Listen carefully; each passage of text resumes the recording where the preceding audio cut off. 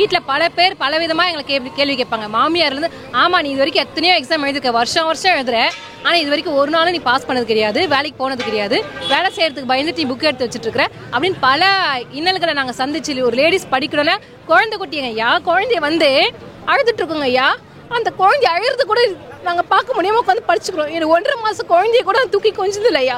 ஐயா வந்து முதல்வர் ஐயா நவம்பர் 30 என்ன சொன்னார், உங்களுக்கு நியமன ஆணை வழங்குவோம் அப்படின்னு உறுதி கொடுத்தாரு. அதனால் நாங்கள் என்ன பண்ணிட்டோம், இருக்க வேலையை விட்டுட்டு இப்போ நடுத்தருவில் வந்து நிற்கிறோம். எங்களுக்கு பொருளாதாரம் நாங்கள் குடும்பத்தை ரன் பண்ணுறதுக்கு எங்களுக்கு வழியே இல்லை சார். அரசாங்கம் சொல்லலாம் வயிற்றுக்கு சோறு போட்டு நாங்கள் கல்வி அறிவும் அரசில் வந்து இலவசமாக தரோம் அப்படின்னு. எங்கள் வயிற்றுக்கு சோறே போட வேண்டாங்க, செவிக்கு உணவு இல்லாத போது தான் வயிற்றுக்கு ஈய வேண்டும்னு சொல்லிட்டு திருவள்ளுவரவே சொல்லியிருக்கிறார். முதல்ல அவங்களுக்கு அறிவுக்கு வந்து ஒளியை கொடுக்கணும், அவங்கள அறிவு குருடர்கள் ஆக்கிட வேண்டாம். இப்போ நாங்கள் வீட்டு வாடகை கட்ட முடியல, எங்களுக்கு எந்த வேலைக்கும் போக முடியல, ஒரு கூலி நாற்று நடுற வேலையை நாங்கள் போய் செய்கிறோங்க ஐயா. சரிங்களா, எந்த ஒரு வேலைக்கும் போக முடியாமல் வீட்டில் இருக்கிறவங்க கிட்டேயும் பல வருஷமாக நானும் உட்காந்து 10 வருஷமாக இதுக்காக உழைச்சிருக்கேங்க ஐயா. கட்டட வேலை, தச்சு வேலை, காய்கறி மார்க்கெட்டு, வெங்காய மார்க்கெட்டு, ஆண் ஆசிரியர்கள் வந்து இந்த உணவு டெலிவரி செய்யக்கூடிய ஜொமேட்டோ இந்த மாதிரியான நிறுவனங்களில் பணியாற்றக்கூடியவங்க. இன்னும் உச்சபட்சமாக சொல்கிறதா இருந்தால் ஆணாசிரியர்கள் நிறைய பேர் பெயிண்டிங் வேலை, சுண்ணக்கட்டி பிடிக்க வேண்டிய கைகளில் தூரிகைகளை, அதாவது ப்ரெஷ்ஷை பிடிச்சி பெயிண்ட் அடிக்கக்கூடிய பணிகளுக்கு செல்லக்கூடிய ஒரு அவலநிலை வந்து ஆசிரியருடைய வாழ்வாதாரத்தில் ஏற்பட்டுள்ளது என்பது ரொம்ப வேதனையாக இருக்குது எங்களுக்கு. நான் நைட்டு 12 மணி வரைக்கும் படிப்பேங்க ஐயா. தூங்குறது 5 மணி நேரம் இல்லை 4 மணி நேரம் தான் நான் தூங்கியிருக்கேன். அவ்வளோ கஷ்டப்பட்டு படித்து எனக்கான தகுதியை உயர்த்தி ஸ்டேட்டில் 11th எங்கள் டிஸ்ட்ரிக்டில் ஃபஸ்ட்டு வந்திருக்கேங்க ஐயா. ஆனாலும் இன்னைக்கு நான் பணி எந்த ஒரு ஸ்கூலையும் போக முடியாமல் இன்னைக்கு பணிக்காக காத்துக்கிட்டு தெருவில் வந்து நாங்கள் போராட வேண்டிய அவல நிலை இந்த ஆசிரியர்களுக்கு வந்திருக்குங்க ஐயா. அன்பில் மகேஷ் சார், மாண்புமிகு அன்பில் மகேஷ் சார் சொல்லியிருக்காரு, கடந்த 10 வருடங்களாக வந்து நியமன தேர்வு எதுவுமே வைக்கவே இல்லை, அதுக்கப்புறம் இப்போ தான் நாங்கள் வச்சிருக்கோன்றாரு. சொல்கிறதுக்குடைய அர்த்தம் என்னங்க ஐயா, அது செஞ்சு காமிக்கணும். நீ நியமனம் பண்ணிட்டு தான் அந்த வார்த்தையை சொல்லணும். வெறும் எக்ஸாம் மட்டும் வச்சுட்டாக்கா அந்த வார்த்தையை சொல்கிறதுக்கு ஏதாவது யூஸ் இருக்குங்களா? நாங்கள் 2024ஆம் ஆண்டு BT/BRT எக்ஸாம் பிப்ரவரி 4ஆம் தேதி எழுதணும். எழுதிட்டு மே மாதம் இறுதியில் எங்களுக்கு சர்டிஃபிகேட் வெரிஃபிகேஷனாக முடித்தாங்க. அடுத்தது ஃபைனலிஸ்ட்டும் விட்டுட்டாங்க ஐயா. ஆனால் இப்போ வரைக்கும் ஃபைனலிஸ்ட் விட்ட ஒரு மாதத்திற்குள் எங்கேயுமே வந்து பார்த்தோன்னா பணியாணை கொடுத்துருக்காங்க. எங்களுக்கு இது வரைக்கும் பணியாணை இன்னும் கொடுக்கவில்லை. நாங்கள் வந்து தனியார் பள்ளியில் நிறைய பேர் வேலை செஞ்சுருந்தவங்களும் சரி, அதே மாதிரி கவர்மெண்ட் ஸ்கூலில் தற்காலிக ஆசிரியர்கள் அப்பாயின்மெண்ட் பண்ணாங்க பார்த்தீங்களா, அதில் கூட நாங்கள் வேலை செஞ்சுட்டு இருந்தோம். சில பேர் வேலை செஞ்சதை பிஎட் கூட முடிக்காமல் சர்டிஃபிகேட் கூட வராதவங்களை அப்பாயின்மெண்ட் பண்ணிட்டாங்க. எங்களுடைய ஃபைனலிஸ்ட்லாம் பார்த்துட்டு சிவிலாம் பார்த்ததுனால நீங்கள் போங்க, தகுதி இருந்தோம், அந்த 15,000 ரூபாய் சம்பளத்தை கூட எங்களை அப்பாயின்மெண்ட் பண்ண விடாமல் எங்களை வெளியே அனுப்பிட்டாங்க ஐயா. இப்போ நாங்கள் வீட்டு வாடகை கட்ட முடியல, எங்களுக்கு எந்த வேலைக்கும் போக முடியல, ஒரு கூலி நாற்று நடுற வேலையை நாங்கள் போய் செய்கிறோங்க ஐயா. சரிங்களா, எந்த ஒரு வேலைக்கும் போக முடியாமல் வீட்டில் இருக்கிறவங்க கிட்டேயும் பல வருஷமாக நானும் உட்காந்து 10 வருஷமாக இதுக்காக உழைச்சிருக்கேங்க ஐயா. 10 வருஷமாக உழைச்சி டெட் எக்ஸாமு, அதுக்கப்புறம் தமிழ் எலிஜிபிலிட்டி டெஸ்ட்டு, அதுக்கப்புறம் நியமன தேர்வு எல்லாத்துலேயும் பாஸ் பண்ணியிருக்கோம். வீட்டில் பல பேர் பல விதமாக எங்களுக்கு கேள்வி கேட்பாங்க. மாமியார்லேருந்து ஆமாம் நீ இது வரைக்கும் எத்தனையோ எக்ஸாம் எழுதிருக்க, வருஷம் வருஷம் எழுதுற, ஆனால் இது வரைக்கும் ஒரு நாளும் நீ பாஸ் பண்ணது கிடையாது, வேலைக்கு போனது கிடையாது, வேலை செய்யறதுக்கு பயந்துட்டு நீ புக் எடுத்து வச்சுட்டு இருக்கிற அப்படின்னு பல இன்னல்களை நாங்கள் சந்திச்சு. ஒரு லேடிஸ் படிக்கணும்னா குழந்தை குட்டிங்க ஐயா, குழந்தைய வந்து அழுதுட்டு இருக்கோங்க ஐயா, அந்த குழந்தைய அழுறது கூட நாங்கள் பார்க்க முடியாமல் உட்காந்து படிச்சுக்கிறோம். எனக்கு 1.5 மாதம் குழந்தைய கூட தூக்கி கொஞ்சது இல்லையா. நான் உட்காந்து படிச்சிருக்கிறேன். என் குழந்தை குட்டி எல்லாத்தையும் விட்டுட்டு பாடம் சொல்லி கொடுக்க முடியல. ஏன்னா மற்ற மாணவர்களை நம்ம முன்னேற்றணும். நான் நல்லா படிச்சு ஒரு டீச்சர் என்னன்னா என் புள்ளி அந்த ஸ்கூலில் சேர்த்து அப்புறம் நான் சொல்லி கொடுத்துக்கலாம். இன்னைக்கு பரவாயில்ல, 1 வருஷம் 2 வருஷம் 3 வருஷம் பரவாயில்ல, பிள்ளைங்களுக்கு காலம் ஃபுல்லாக நம்ம நல்லா சொல்லி கொடுக்கணும்னா நாம நல்லா திறமையான ஒரு டீச்சராக வரணும், தகுதி வாய்ந்த டீச்சராக வரணும். அப்படி வந்து நான் நைட்டு 12 மணி வரைக்கும் படிப்பேங்க ஐயா. தூங்குறது 5 மணி நேரம் இல்லை 4 மணி நேரம் தான் நான் தூங்கியிருக்கேன். அவ்வளோ கஷ்டப்பட்டு படித்து எனக்கான தகுதியை உயர்த்தி ஸ்டேட்டில் 11th எங்கள் டிஸ்ட்ரிக்டில் ஃபஸ்ட்டு வந்திருக்கேங்க ஐயா. ஆனாலும் இன்னைக்கு நான் பணி எந்த ஒரு ஸ்கூலையும் போக முடியாமல் இன்னைக்கு பணிக்காக காத்துக்கிட்டு தெருவில் வந்து நாங்கள் போராட வேண்டிய அவல நிலை இந்த ஆசிரியர்களுக்கு வந்திருக்குங்க ஐயா. மாணவர்களின் சமுதாயத்தை உயர்த்தினாலும் சரி, ஒரு நல்ல ஒரு எதிர்கால ஒரு சந்ததிகளை உருவாக்கணும்னாலும் ஃபஸ்ட்டு ஆசிரியர்கள் தரமானவங்களாக இருக்கணும், ஆசிரியர்களுக்கு நல்ல மதிப்பு கொடுக்கணுங்க ஐயா. அது இந்த தமிழக அரசில் இன்னும் நாங்கள் பார்க்கலங்க ஐயா. இல்லை, இப்போ பொதுவாக இந்த டிஇடி தேர்வுன்றது வந்துட்டு பல்வேறு கட்டங்களை எழுதி மறுபடியும் தேர்வானவங்களுக்குலாம் மறுபடியும் இந்த தகுதி தேர்வு வச்சு இருக்காங்க. இது வரைக்கும் எத்தனை தடவை நீங்கள் தேர்வு எழுதிருப்பீங்க ஐயா? இது வரைக்கும் நான் வந்து பார்த்தீங்கன்னா டிஆர்பின்றது பல முறை எழுதிருக்கேங்க ஐயா. பிஜி டிஆர்பி எழுதிருக்கேன், 3 மார்க்கில் மிஸ் ஆகிட்டு சிவி வரைக்கும் போயிட்டுலாம் வெளியே வந்துட்டேங்க ஐயா.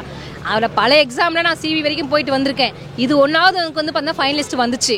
ஓகேங்களா, இதுலயாவது எனக்கு ஒரு வேலை கிடைக்கும் அப்படின்னு ஒரு நம்பிக்கை இருந்தாக்க இதுலயே எனக்கு வேலை கொடுக்காம இப்படி காலதாமதம் படுத்துறாங்க ஐயா. இப்போ இந்த அரசு வந்து இவ்வளவு கஷ்டப்படுறீங்க, உங்களுடைய ஒவ்வொரு மாவட்டத்திலும் நீங்கள் கோரிக்கை வைக்கிறீங்க, இருந்தும் கூட அரசு உங்களை கண்டுக்காம இருக்கிற என்ன காரணமாக இருக்கும்னு நினைக்கிறீங்க? ஐயா கண்டுக்காம இருக்கிறாங்கன்றதுக்காக தாங்க இந்த போராட்டம். எதனால அவங்க கண்டுக்கல அப்படின்னா, எப்போ பார்த்தாலும் ஒரு கேஸ் இருக்கு, ஒரு கேஸ் போனால் அடுத்த கேஸ் அடுத்த கேஸ் அடுத்த கேஸ் இதே தாங்க ஐயா சொல்றாங்க. அந்த கேஸுக்கு எங்களுக்கு எந்த வித சம்பந்தமும் இல்லை. அது வந்து பார்த்தீங்கன்னா பணி உயர்வுக்கான கேஸ், அது அவங்க பார்த்துக்கணுங்க ஐயா. சரி, நான் கேட்குறேன், அவங்க எதுக்காக வந்து கேஸ் போடுறாங்க? ஸோ சரியான பணி உயர்வு கொடுக்கலன்னு கேஸ் போடுறாங்க. அதை வந்து சரி பண்ணி பணி உயர்வு கொடுக்குறதோ இல்லை அதுக்கான தகுதி அவங்களுக்கு இல்லைன்னு நீக்கிறதோ அது யாருடைய கடமை? அது ஒரு காரணம் காட்டி எங்களுக்கு 50% எங்களுக்கு நேரடி நியமனம், எங்களை ஏன் பாதிக்கப்பட வைக்கணும், எங்களை ஏன் நிறுத்தி வைக்கணும்? அது ஒண்ணுதாங்க ஐயா சொல்றாங்க. நிதி நெருக்கடியா இல்ல அந்த கேஸ் தான் விஷயமா அவங்களே சரியான தகவல் சொல்ல மாட்டாங்க. இல்ல உங்களுக்கு பணி நியமனம் கிடையாது, உங்களுக்கு வந்து பார்த்தோன்னா நாங்க ஒரு தமிழக அரசு மேல ஒரு நம்பிக்கை இல்லாம தான் இப்போ வந்து சூழ்நிலை வருது. அப்புறம் எதுக்காக இந்த நியமன தேர்வு வைக்கணும் எங்களுக்கு? இல்ல நியமன தேர்வை எங்களுக்கு வைக்காம இருந்தா கூட இருக்கிற வேலையை அவங்க பார்த்துட்டு அங்க கூலி வேலை செய்யறதோ தனியார் படையில அடிமைகளையோ வேலை செஞ்சுக்கிட்டு ஏதோ நாங்க காலத்தை போக்கியிருப்போம். நீங்கள் ஒரு நம்பிக்கை கொடுத்து டெட் எக்ஸாம் வச்சு அதில் நியமன தேர்வு வச்சு தமிழ் எலிஜிபிலிட்டி டெஸ்ட்லாம் வச்சு எங்களுக்கு ஒரு நம்பிக்கை கொடுத்து இன்னைக்கு வந்து இப்படி பண்ணுறது நல்லா இருக்குங்களா? அன்பில் மகேஷ் சார், மாண்புமிகு அன்பில் மகேஷ் சார் சொல்லியிருக்காரு, கடந்த 10 வருடங்களாக வந்து நியமன தேர்வு எதுவுமே வைக்கவே இல்லை, அதுக்கப்புறம் இப்போ தான் நாங்கள் வச்சிருக்கோன்றாரு. சொல்கிறதுக்குடைய அர்த்தம் என்னங்க ஐயா? அது செஞ்சு காமிக்கணும். நீ நியமனம் பண்ணிட்டு தான் அந்த வார்த்தையை சொல்லணும். வெறும் எக்ஸாம் மட்டும் வச்சுட்டாக்கா அந்த வார்த்தையை சொல்கிறதுக்கு ஏதாவது யூஸ் இருக்குங்களா? நியமனம் நீ எங்களை பணி நியமனம் பண்ணிட்டு அப்புறம் அந்த வார்த்தை சொல்லுங்க. இப்போ கடந்த 10 வருஷமா விடியாம இருந்த ஆட்சிக்கு இப்போ நாங்கள் வந்து ஒரு விடியல் கொடுத்துருக்கோம், நீங்க எப்போ சொல்லணும்? பணி நியமனம் கொடுத்துட்டு சொல்லணும். ஆனால் கொடுக்கறது முன்னாடியே சொல்றாருங்க ஐயா. இது எந்த விதத்தில் நல்லதுன்னு தெரியல எங்களுக்கு. இப்போ ஆசிரியர் நியமன தேர்வு எழுதி அதில் தேர்ந்தெடுக்கப்பட்ட தமிழாசிரியர் தேர்வு பட்டியலில் வெளிவந்தவங்கள நானும் ஒருத்தி தான். இப்போ நாங்கள் எல்லாருமே சொல்லியிருக்கோம், நாங்கள் 3192 பேர் பாதிக்கப்பட்டிருக்கோம்னு. ஆமாம், பாதிக்கப்பட்டிருக்கோம். அமைச்சு பணியாளர்கள் பாதிக்கப்பட்டிருக்காங்க. அவங்க வந்து ஆசிரியர் அல்லாத பணியை செய்கிறவங்க, ஏற்கனவே இப்போது அரசு பணியில் இருக்கிறவங்க தான். ஆமாங்க, அவங்களும் பாதிக்கப்பட்டிருக்காங்க. ஆனால் உண்மையில் இப்போ யார் பாதிக்கப்பட்டிருக்காங்கன்னு யோசிச்சு பார்த்தோம்னா அரசு பள்ளி மாணவர்கள் தான். நான் அரசு பள்ளியில் தான் படித்தேங்க, என் குழந்தைகளும் அரசு பள்ளியில் தான் படிச்சுட்டு இருக்காங்க. 3 குழந்தைங்க படிக்கிறாங்க. இப்போ அவங்களுக்கு வந்து ஆசிரியர்கள் வந்து அங்கே இல்லை. என் குழந்தைங்க மாதிரி இன்னும் தமிழ்நாட்டில் எத்தனையோ குழந்தைங்க வந்து ஏழை பள்ளி மாணவர்கள் நிறைய பேர் இருக்காங்க.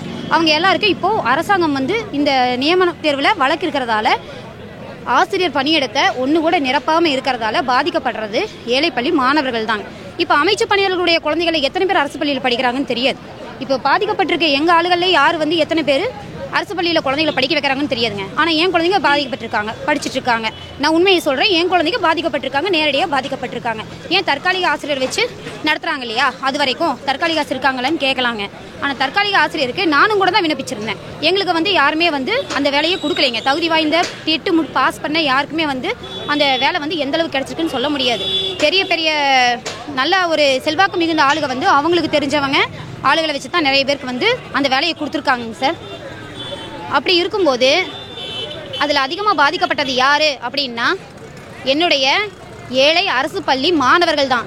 அரசாங்கம் சொல்லலாம் வயிற்றுக்கு சோறு போட்டு நாங்கள் கல்வி அறிவும் அரசில் வந்து இலவசமாக தரோம் அப்படின்னு. நீங்கள் வயிற்றுக்கு சோறே போட வேண்டாங்க, செவிக்கு உணவு இல்லாத போது தான் வயிற்றுக்கு இய வேண்டும்னு சொல்லிட்டு திருவள்ளுவரவே சொல்லியிருக்கிறார்.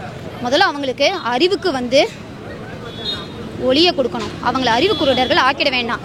தமிழக அரசு முதல்வர் ஐயா அவர்களும் கல்வி அமைச்சர் ஐயா அவர்களும் இதனை கவனத்தில் கொண்டு ஏழை அரசு பள்ளி மாணவர்கள் நலன் காக்க வேண்டி அவர்களை அறிவு குருடர்களால் மாற்றாமல் இருக்க ஏதேனும் முயற்சி செய்து ஒரு ஆசிரியர் பணியிடத்தையாவது அவங்க நிரப்பணும்.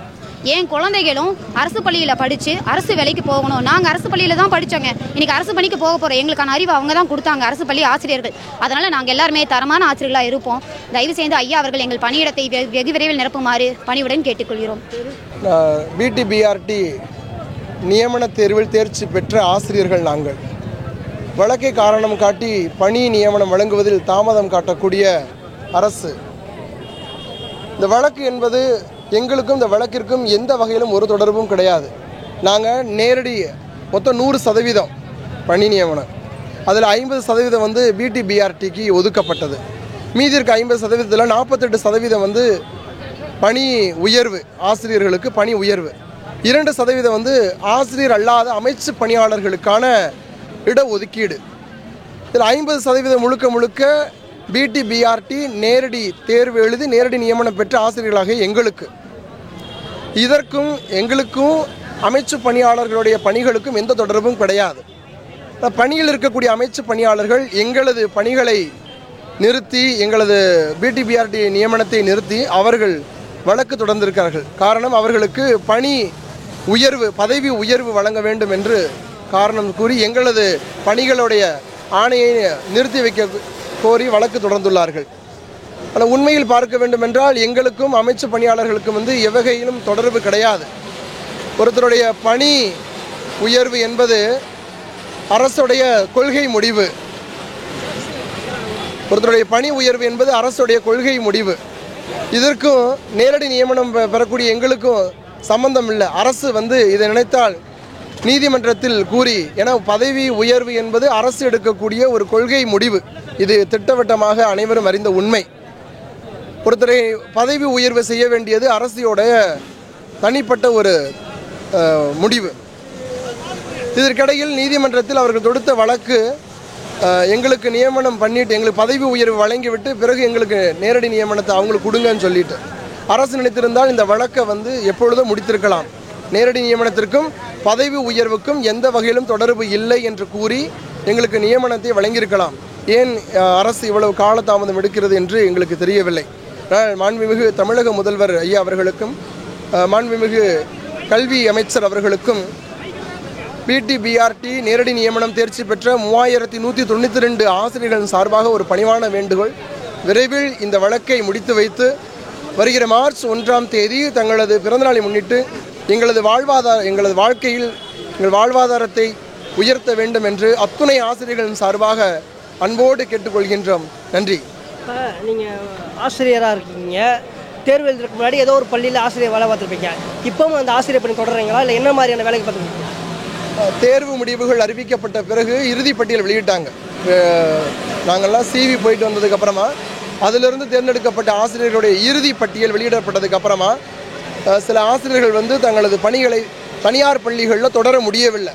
காரணம் தேர்வு பட்டியலில் நம்ம பெயர் வந்துருச்சு, தேர்வு பட்டியலில் பெயர் வந்துட்டாலே ஓரிரு மாதம் அதிகபட்சம் 1 மாதம் அதுக்குள்ளே பணியாணை வழங்கிடுவாங்க என்று கருதி தான் பணியாற்றிய தனியார் பள்ளியில் இருந்து விலகி இந்த நியமனத்திற்காக காத்து கொண்டிருந்தோம்.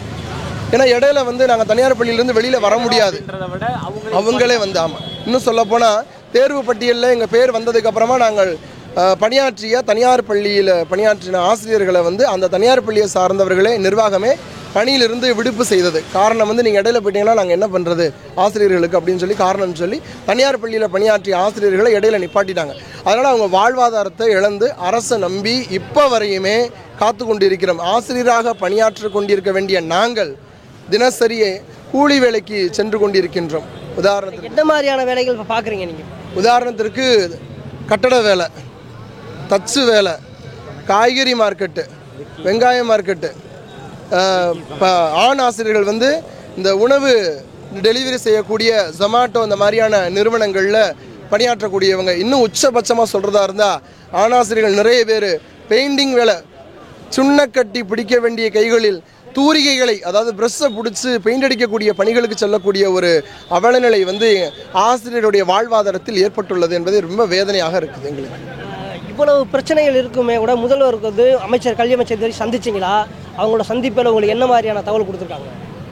மாண்புமிகு கல்வித்துறை அமைச்சர் அவர்களையும் மாண்புமிகு முதலமைச்சர் அவர்களையும் மாண்புமிகு துணை முதல்வர் அவர்களையும் எந்தெந்த மாவட்டத்திற்கு அவர்கள் செல்கிறார்களோ பின்தொடர்ந்து சென்று எங்களது ஆசிரியர் குழுக்கள் தொடர்ச்சியாக மனுக்களை வழங்கி கொண்டே வந்திருந்தோம். எந்த அமைச்சர்கள் எந்த மாவட்டத்தில் 38 மாவட்டங்களில் எந்த அமைச்சர் எங்கு வந்தாலும் எங்களுடைய 3192 ஆசிரியர் குழுக்கள் ஒன்றாக இணைந்து அங்கங்கே அமைச்சர்களை சந்தித்து நேரடியாக எங்களது மனுக்களை வழங்கியுள்ளோம். அரசுக்கு எங்களது அவலநிலையை எடுத்து பல கட்டங்களில் பல நிலைகளிலும் எங்களது அவலநிலைகளை எடுத்துரைத்து வந்துள்ளோம். இப்படி சொல்லியும் கூட ஏன் உங்களுடைய கோரிக்கை நிறைவேறாமல் இருக்கு? என்ன காரணமாக இருக்குன்னு நினைக்கிறீங்க? அரசு வழக்கை தான் காரணமாக காட்டுறாங்க. அந்த 2% அமைச்சு பணியாளர்கள் ஏற்கனவே பணியில் இருக்கக்கூடிய அமைச்சு பணியாளர்களுடைய பதவி உயர்வுக்காக அவங்க போட்ட வழக்கை காரணம் காமிச்சு தான் அரசு எங்களது பணி நியமனத்தை தாமதப்படுத்துகின்றது. இல்லை, இப்போ அதுக்கு நீங்கள் நீதிமன்றத்தை நாடி இருப்பீங்கல்ல, நீதிமன்ற தீர்ப்பு எப்படி எந்த மாதிரியான இருக்குது? நாங்கள் முழுக்க அரசை மட்டும்தான் நம்பியிருக்கோம். தமிழக முதல்வர் ஐயா ஸ்டாலின் ஐயா அவர்களை தான் நாங்கள் நம்பியிருக்கோம். அதனால் நாங்கள் ஏன்னா இது அரசு எங்களை ஒருபோதும் கைவிடாது அப்படிங்கிறதுல நாங்கள் 100% இப்போ வரையுமே நம்பிக்கையை இழக்கலை. அதனால் நாங்கள் தனிப்பட்ட முறையில் எந்த வழக்கும் தொடரலை. இதுவரையும் எங்களுடைய பணிகளுக்கு, எங்களுடைய வாழ்வாதாரத்துக்கு முழுக்க ஆதாரமாக இருக்கக்கூடிய நம்மளுடைய தமிழக முதல்வர் ஐயா ஸ்டாலின் அவர்களை தான் நம்பி காத்துட்ருக்குறோம். அதனால் நாங்கள் தனிப்பட்ட முறையில் அரசு வழக்கை எதுவும் தொடரலை. நாங்கள் நியமன தேர்வு, அதாவது டெட்டு ஆசிரியர் தகுதி தேர்வு எழுதிவிட்டு மறுபடியும் நியமன தேர்வு எழுதி 3192 பேர் நாங்கள் டிஆர்பி மூலியமாக செலக்டட் லிஸ்ட்டில் நாங்கள் இருக்கிறோம். எங்களுக்கு இந்த சர்டிஃபிகேட் வெரிஃபிகேஷன் முடிஞ்சு 8 மாதம் ஆகியும் என்ன செய்யலாம், எங்களுக்கு ஆசிரியர் நியமன தேர்வு எங்களுக்கு வழங்கப்படலை. அதனால் நாங்கள் இது பொருளாதார அளவுலையும் சரி மனதளவிலும் நாங்கள் ரொம்ப பாதிக்கப்பட்டிருக்கோம். நாங்கள் சிஎம் ஐயா, டெப்டி சிஎம் ஐயா, கல்வி அமைச்சர் அவங்களாம் நேரடியாக போய் நாங்கள் மனுக்கள் கொடுத்தோம். எந்த வித எங்களுக்கு பதிலும் இல்லை. அதனால் இந்த ஒரு நாள் இப்போ நீங்கள் தேர்வு எழுதி இந்த நியமனம் வாங்கி எவ்வளோ நாட்கள் ஆயிடுச்சு? இந்த காலத்தாமதுக்கு என்ன காரணம் சார்? நாங்கள் 8 மாதம் ஆச்சு, வெரிஃபிகேஷன் பண்ணிட்டாங்க, செலக்டட் லிஸ்ட்டை விட்டுட்டாங்க. என்ன காரணம் சொன்னாங்கன்னா, நான் தேர்வு எப்போ எழுதுனீங்க? ரிசல்ட் எப்போ வந்துச்சு?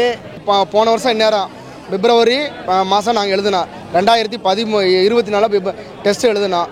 அதுக்கப்புறம் பிப்ரவரி 4லேருந்து தொடர்ச்சியாக எக்ஸாம் வச்சாங்க. அதுக்கப்புறம் நாங்கள் செலக்டட் லிஸ்ட்டு எங்களுக்கு விட்டு 8 மாதம் ஆயிடுச்சு. ஆனால் எங்களுக்கு நியமன தேர்வு இன்ன வரைக்கும் வாங்கலை. கேட்டால் நான் ஸ்லீப்பிங் ஸ்டாப்னு சொல்லி 2% கேஸ் ஒன்று நடக்குது. அவங்க லேப் அட்ஜஸ்டண்டாக இருக்காங்க. அவங்க என்ன ஒரு வழக்கு போட்டிருக்காங்கன்னா, நியமன தேர்வு எங்களுக்கு போட்டதுக்கு அப்புறம் தான் எங்களுக்கு போடணும் அப்படின்னு சொல்லி ஒரு ஸ்டே ஆர்டர் இருக்குது. அந்த வழக்கை தான் இந்த அரசு காரணம் சொல்கிறாங்க. அந்த வழக்குக்கு எங்களுக்கு எந்தவித சம்மந்தமும் இல்லை. அதனால் முதல்வர் ஐயா எங்களுக்கு கருணை கொண்டு எங்களுக்கு விரைவில் நியமன ஆணை வழங்கும்படி கேட்டுக்கொள்கிறோம். ஐயா, வழக்குக்கும் இந்த ஸ்டேக்கும் எந்த சம்மந்தம், உங்களுடைய பணி நியமனம் சம்மந்தம் இல்லைண்டா ஏன் இந்த தாமதமான்று பார்க்குறீங்க?